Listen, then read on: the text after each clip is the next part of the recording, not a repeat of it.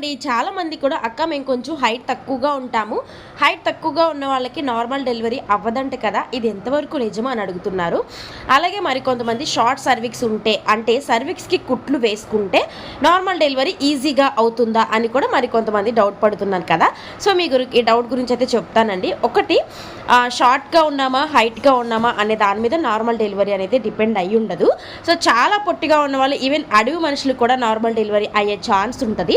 అది మన యొక్క సర్విక్స్ని బట్టి ఉంటుందండి. అలాగే మనకు డెలివరీ టైంలో మనం ఎంత ధైర్యంగా ఉన్నాం, మన బాడీలో ఆ డెలివరీ బీపీ కానీ లేకపోతే సర్విక్స్ ఓపెన్ అవ్వడం కానీ పెయిన్స్ రావడం కానీ చాలా రకాల వాటి మీద డిపెండ్ అయి ఉంటుంది.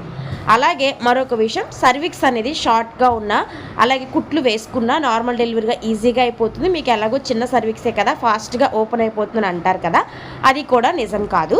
సో సర్విక్స్ లెంత్ అనేది మనకు అక్కడ మనం చూసి కుట్లు వేస్తారు, అంతేకాని సర్విక్స్ వెడల్పుకి మనకేం కుట్లు వేయరండి.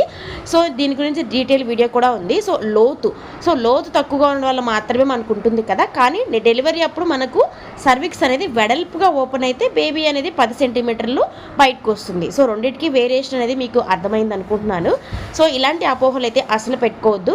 అలాగే షార్ట్ సర్విక్స్ అనేది ఉన్న వాళ్ళు ఏంటంటే వాళ్ళకి కుట్లు వేస్తారు, డెలివరీకి ముందు వాటిని తీసివేయడం, ప్రీటర్మ్ బేబీ పుట్టకుండా ఉండడానికి జాగ్రత్త పడడం కోసం మాత్రమే వేస్తారండి. సో అలాగే మనకు డెలివరీకి 9వ నెల వచ్చేసిందంటేనే ముందుగా 8వ నెలలోనే తీసేయడం కూడా జరుగుతుంది. అంటే కుట్లు ఉంటే ఇన్ కేస్ మళ్ళీ ఒకవేళ పెయిన్ స్టార్ట్ అయిపోతే బేబీ అనేది మూమెంట్స్ ఇచ్చినప్పుడు మళ్ళీ కుట్లు టేరవుతాయని ముందే తీసేస్తూ కూడా ఉంటారనమాట.